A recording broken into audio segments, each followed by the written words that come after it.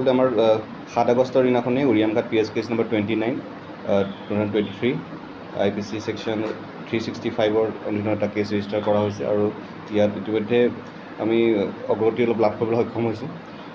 ইয়াত আমি মূলতঃ যি মূল অভিযুক্ত আছিলে আমি দুইজনকে কৰায়ত্ব কৰাৰ ভিতৰত আমি 4-5জন ব্যক্তি ধৰাৰ আদিতে সোধা পোছা কৰা হৈছে।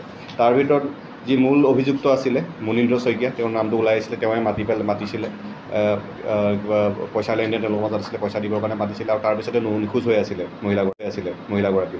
সেই মুনীন্দ্ৰ শইকীয়াক আমি কৰায়ত্ব কৰা হৈছে। আজি পুৱা আমি খটখটি আসাম নাগালেণ্ড বৰ্ডাৰ তাৰ পৰা কৰায়ত্ব কৰি অহা হৈছে মুনীন্দ্ৰ শইকীয়া বৰবিলৰ।